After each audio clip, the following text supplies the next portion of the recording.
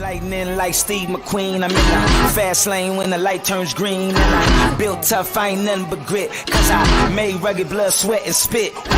Yeah, like a horse I fly. Better push yourself in for a bumpy ride. I like to play hard, but I work harder. And I weather the storm cause I'm built stronger.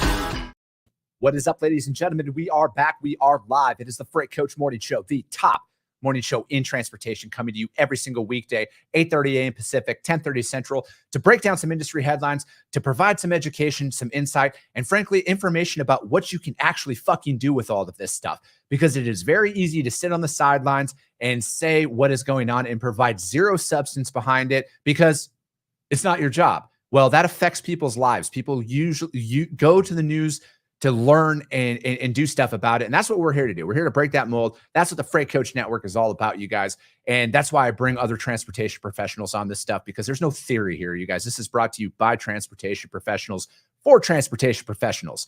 And that's what we're going to do today. We're going to break all that down. I got a very special guest for you guys today. We're going to fuck up some people with some truth. His words, not mine. He doesn't keep it like I do all the time, but he's a good dude. And, you know, you guys, frankly, at the end of the day, everybody who I bring on here, we're committed to making this industry better. That's why I proudly fly that American flag behind me every single day, because I'm living my American dream. And I want each and every one of you guys to live your American dream as well. Before we jump in, I got to give a shout out to my friends over at VHub, you guys, vhubapp.com.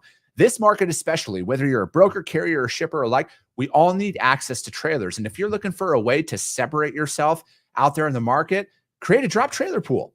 It's a very seamless and easy opportunity now with VHub. And then also, if you're a small fleet, you're a 1-2 truck fleet out there, you should never have to lose a week of revenue because one of these trailers are in the shop. And the best part about what VHub has to offer you guys for these repositionings, you get paid to do it. So with what they're working on right now, they have San Diego, California to Selma, Texas, and you get paid $750 to move this reefer, brand new 2023 reefer from San Diego to Selma. And that's on top of the revenue that you get by putting it, freight in the back of the trailer. And then they also have rentals available right now.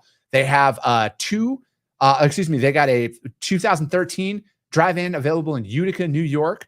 And then they also have a 2006, but that one's a 28-foot drive-in out there in Utica as well. And you guys, you can see, like, if you're this is more directed towards the trucking companies that are out there. Again, for that one, it's $28 a day US. Hold on, I'm bad with math. But anyways, the prices are all on there, you guys, and hit them up, vhubapp.com.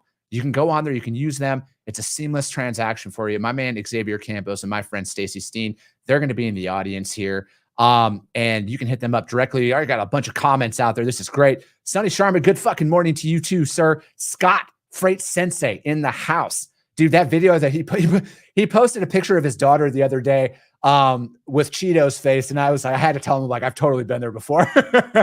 Pat Green, good morning. Let's fucking go. Ricky, what is up, brother? He's my man. I've known Ricky for a long time up in Reno, Nevada. Let's fucking go. Sean, what's up, my dude? Good to see you. Zach Williams, he's with SPI Logistics, you guys, SPI3PL.com. Hit him up if you want to become a freight agent. Take control of your future there. Mark Showers, what's up, big dog? Good to see you, my man. Julia, good to see you. Good Friday morning. Whitney Fowler, what's up? Dominic, good morning. Holy shit, we are going. Danny, what's up? Good morning. Bob, good morning. Bill McIntyre, good morning. Let me see. Chad, we might be getting to that. We might be getting to that today. I'm going to bring my guest up here, though, you guys, because we're burning minutes here, and we're going to answer that question here in a second, Chad. I got Mr. Scott Hadley in the house. He's with Hub Tech. Hub Tech's been on the show. They're friends of the Freight Coach. I've known Scott now for a few years. Just like with everybody, I met Scott through social media, and we just connected because, you know, we were both brought up in the industry the same way with that importance on training and development and everything else. So Scott, for the people who don't know who you are, man, give a little bit of an intro. Yeah, thanks. Appreciate it.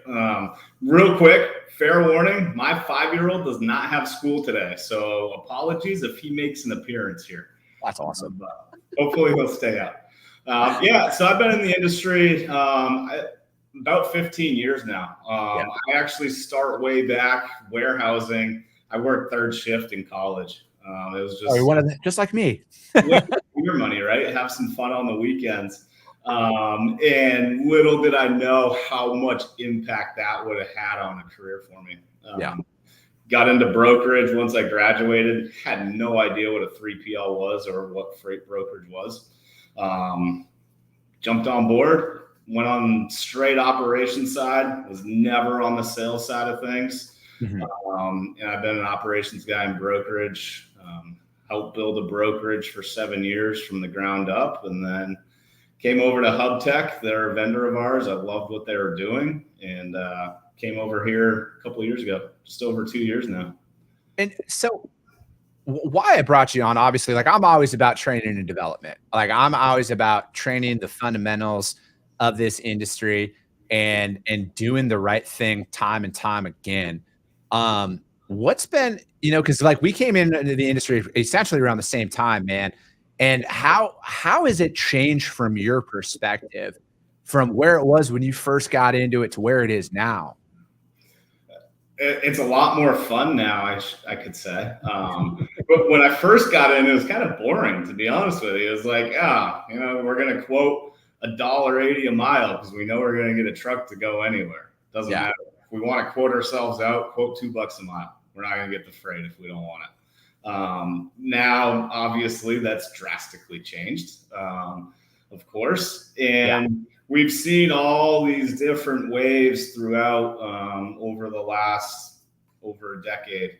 And so it used to be boring because you didn't really have to do much. It was, hey, you had great carrier relationships back then, and they were moving for pretty standard rates. There wasn't a ton of fluctuating rates there.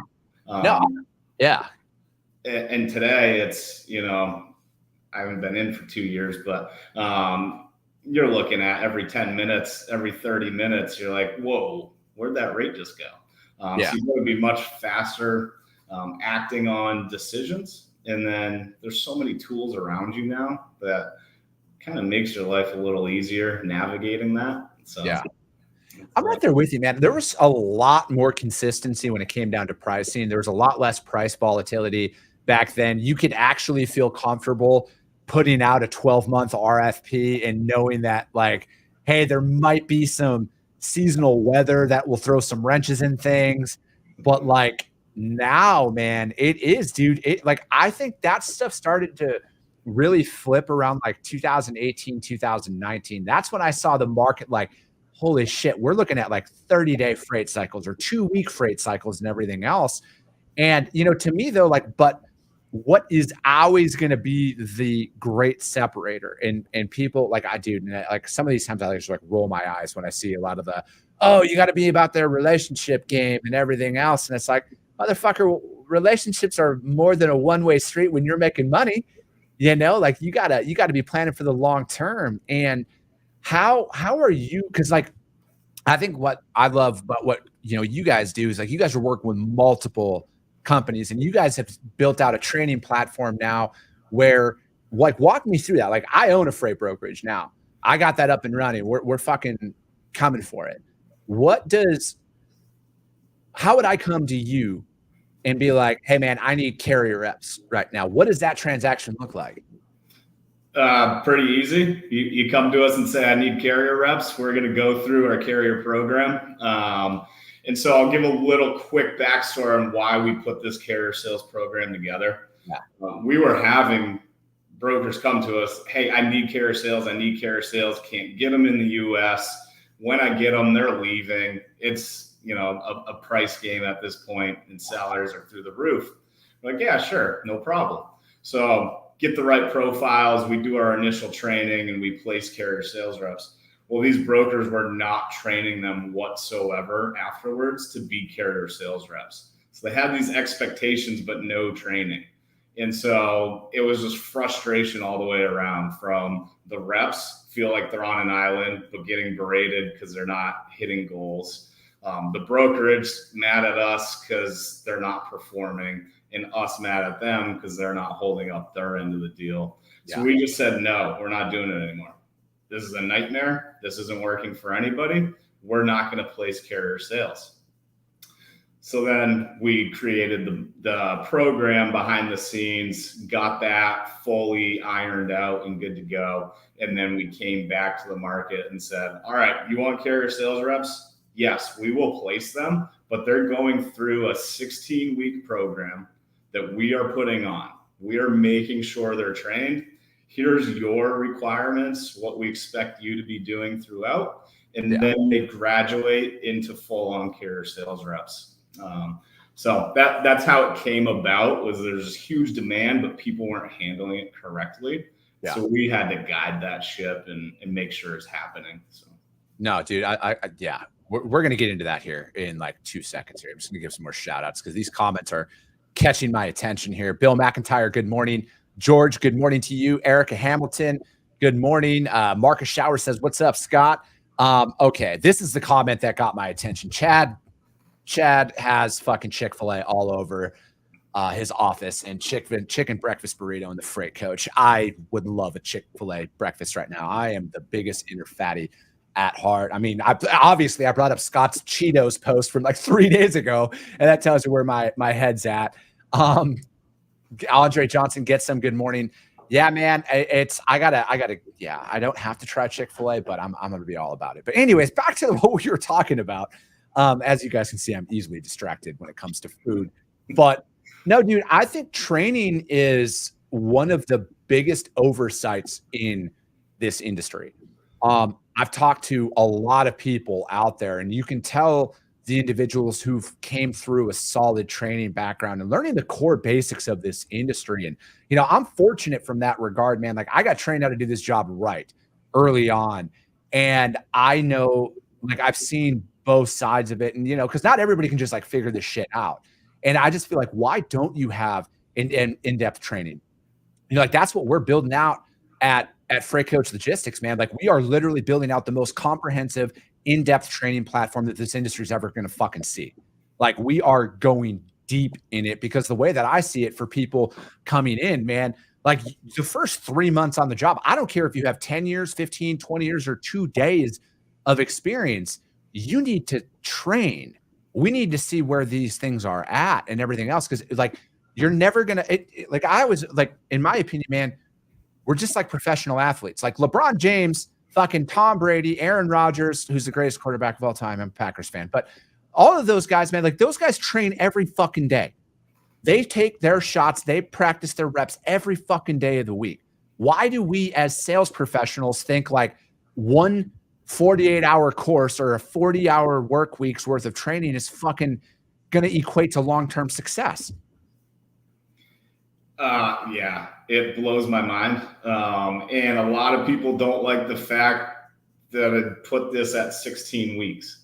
They're like, hey, this is a long time. Can we do it in 1 week, 2 weeks? No, you can't possibly train somebody in 2 weeks in this industry.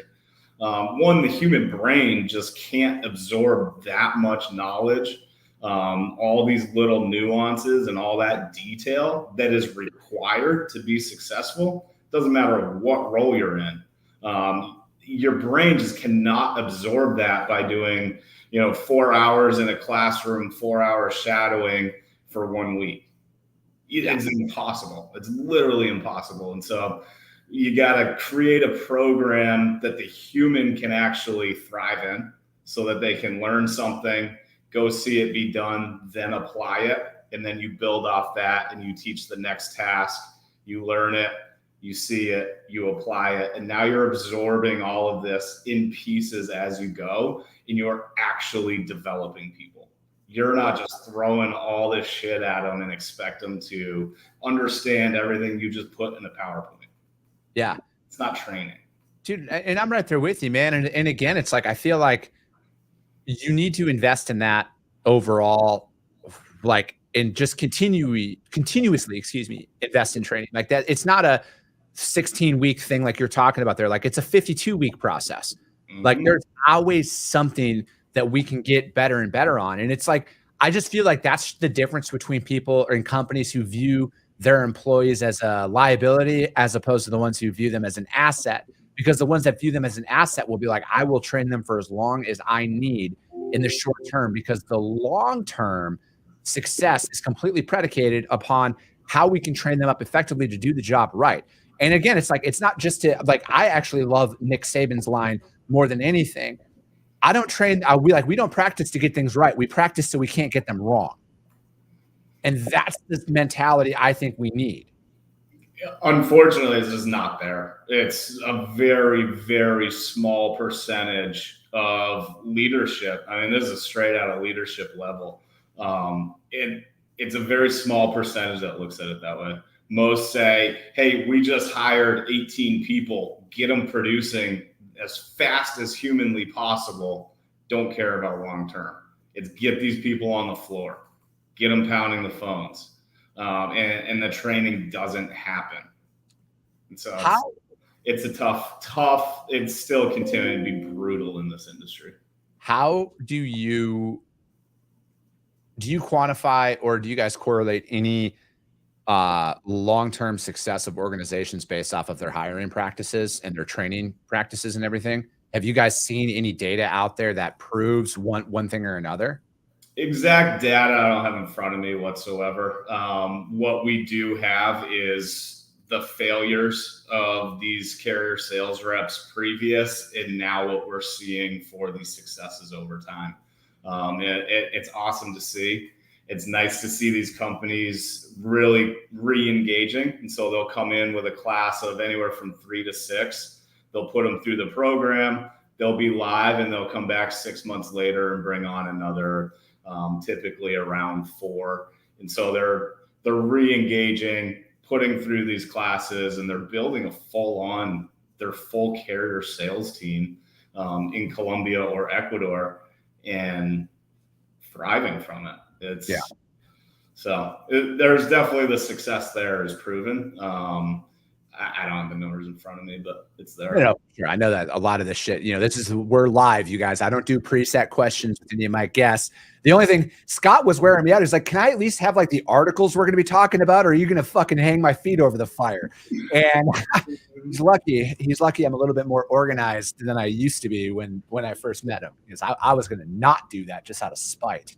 Well, the worst part is, I'm going to be honest with you, I didn't quite look at the articles. Okay. I would go to one of them, and I'm a cheap ass. And so my free joc.com, I reached my limit, so I couldn't look at them. Then I had other calls this morning. I was like, I'm not worried about it. You guys, there's no thought leaders in this shit. I bring on real freight professionals because we all have jobs. We're all here trying to do stuff. And that's why I like to keep these shows down to 30 minutes, man, because I want to provide as much bang for people's buck. And by I mean buck, it's like, just fucking show up and it's free. And if you see value in it, share this stuff and, go to VHub and check them out and keep your boys neon light on. But dude, like my thing is it's like, we got to go in there and just talk about the fundamentals of it. And we'll talk about this, man. I want to talk about a couple articles here.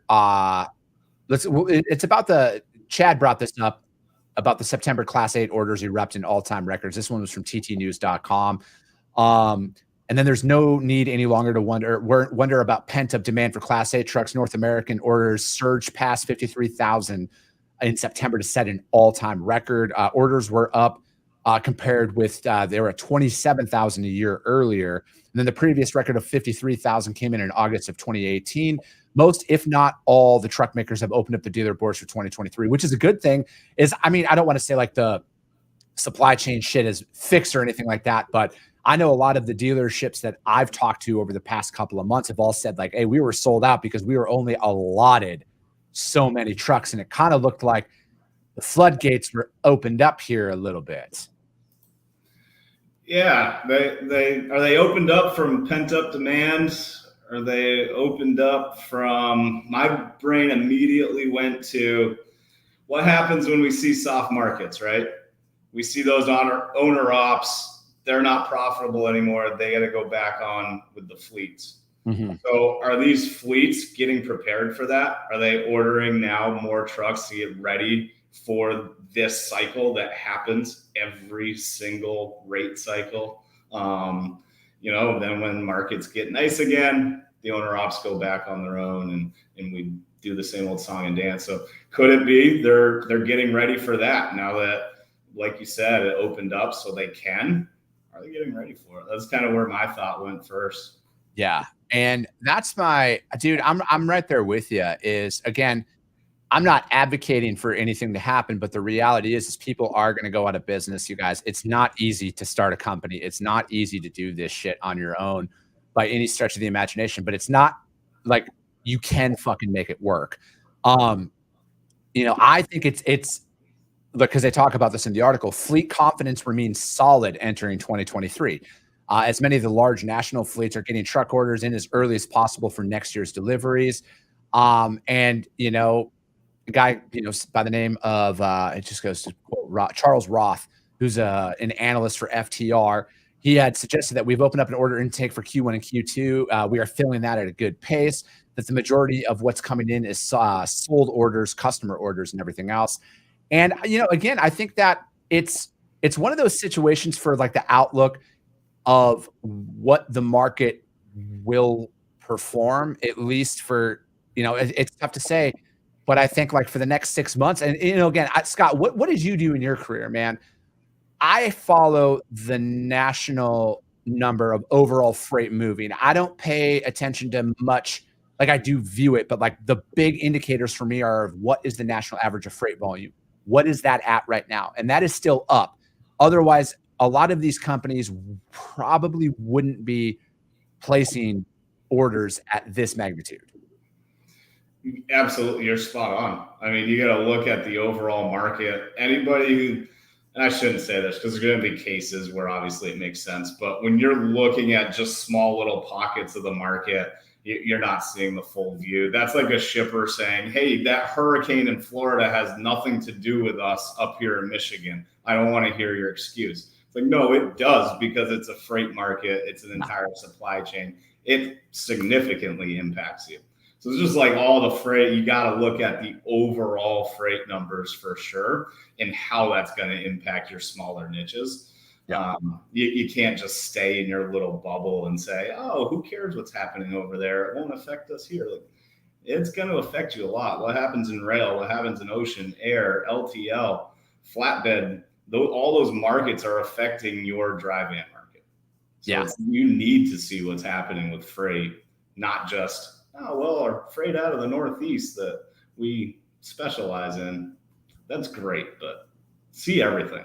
Yeah, no, that's exactly it, man. And you can't just hyper focus in on one specific, tender rejections or something like that. Like there's so much more to play into this. And, to me, it's like reading this right now. This tells me if they erupted, if they're going up higher, it's one of two things. Like you had said, the larger fleets are in preparation for an influx of people shifting over, or there's a lot of fleets out there who are now able to actually upgrade their equipment. They're buying that, and then the used truck market is going to get flooded with inventory, and that's going to bring that price down. So again, it's like that's just what it from my perspective, that's what I'm saying. Yeah, the used truck market's going to be, they're going to like this a lot. Yeah, dude, absolutely. JD Redmond says Scott is a favorite. He'd be interested in what training costs a customer. Different levels, depends on what you're looking for. I'm not in sales, JD. Come on, man. JD, I don't keep up on our prices. I do the fun stuff. Yeah. Scott's into the nitty gritty, baby. Yeah. He's an operator. I love it. That article, you guys, is from ttnews.com. September Class 8 orders erupt an all-time record. Wait, time out. Why are these trucks erupting right now? Aren't they only allowed to buy EVs and Yeah, that's right, man. I put a picture up there the other day of what a lithium mine looks like, and there was a few people in the audience who was like, I've never even seen that before. And yeah, doesn't look too pretty out there for the old environmentalists out there watching. It's not, there's always two sides to every story, you guys. You got to go in there and do your research and everything. Chad says Orlando Freightliner has a new Cascadia sitting out front with a sign that says we have trucks available. Rick Wooten, good morning. Good to see you in here. I appreciate that, Julia. Stay informed and connected. Knowledge is power. Last article we're going to break down is from FreightWaves, and that an Uber freight economist says contract rates edging into negative territory. Across Uber Freight's network, truckload contract rates as well are well past their peak and now headed into negative territory compared to last year. officials from the firm told FreightWaves. Uber Freight senior economist and Transplace senior vice president of procurement Mazen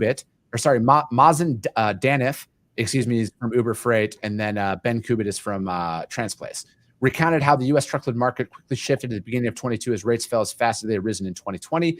In terms of rates, we saw unprecedented increases in 20 and 21. Then rates collapsed in 22. I'm assuming they mean spot market rates, and which mirrored in parallel to 2020 was the most rapid increase in history, and then in 2022 the most rapid decrease. Obviously, the old saying, "What goes up must come down." Just saying. According to Uber Freight's network data shared by the company, spot rates for the dry van had fallen to 20% below contract in August of 2022. Reefer spot rates were 17% below those contracted rates, and those trends continuing downward pressure on contracted rates. We see a lot of freight, which we finish 15 to 20 bids each week. Most carriers are accepting their freight. There are more bids per lane, then the number of carriers bidding is higher, and the shippers are saving money. Carriers are clearly looking for freight and some holes in their network. A carrier CEO told me that it's a very erratic market. From your perspective, man, again, what does a lot of this stuff even mean? It's the same old shit. This isn't new to any of us. Correct. This is literally a standard cycle. It's just it lasted longer than we've all seen before. Yeah, this happens every single cycle that comes through. So this isn't a shock whatsoever. It's just, all right, well, now people are talking about it. We knew it was there. We knew it was coming. We knew it would happen. It's just now it's the headline grabs because, we want to talk about the doom and gloom and stuff like that and get as much of that out there for clicks. But in the industry, we know this is coming. We know, like you said, what goes up comes down and it goes back up even faster. Yeah. So we know what's coming. We know what's happening. We know what's coming. And it's the ones who plan, they ride these waves. They know what to do. It's the ones who, hey, we had nice cash flow over the last 2 years and we went out and spent all that and now we're in trouble. What do we do? So and that's across the board. That's brokers, that's carriers. I'm not saying that's just carriers whatsoever. I know a lot of brokers who they don't play these cycles correctly and they get in big trouble on that. Yeah. And that's exactly it, you guys. And this is what I mean. But when I say create your own freight market, it is very possible to where contracted rates and spot market rates, yes, they are a thing, but if you have one of those conversations with your customers off the record about, hey, this is what I need in these certain timeframes, majority of them are probably going to be open to that if you can provide some consistency to that. Because again, you guys, service and execution is always going to matter. Are you bringing market shifts to your customers or are you sitting back? They notice these things, to me. And again, why spot market rate or tenders are not being rejected is because contracted rates pay exponentially higher. Why would you reject a load at a higher rate for a rate at a smaller price? Again, it's just again, we're talking from economics. Probably wouldn't make much fucking economical sense to reject a higher paying load to take a less paying load. But again, I went to public school. I think that in my honest assessment, and I've talked about this, is again, rebids are happening. This is bid season right now. What's going on in October and November is bid season for 23. You will see rates, and that's going to be the story. Mark my fucking words, you guys. Mark my fucking words right now in January, how contracted rates have fallen. That's going to be the fucking headlines everywhere. Contracted rates are down. Look at this. This is what's going on. It's because contracted rates are fucking elevated right now. And if you want to stay in business in 2023, you better fucking adjust your contracted rates because that's what happens. Contracted rates start to slide. Then spot market rates are going to start to increase. And then you're going to find that little nice area where people are going to be like, fucking, I'm going to reject this contracted rate because I might make more money on the spot market. Voila. That's how a free market fucking operates, you guys. All right, pay attention. Well, that's how it works. Oh, sorry, man.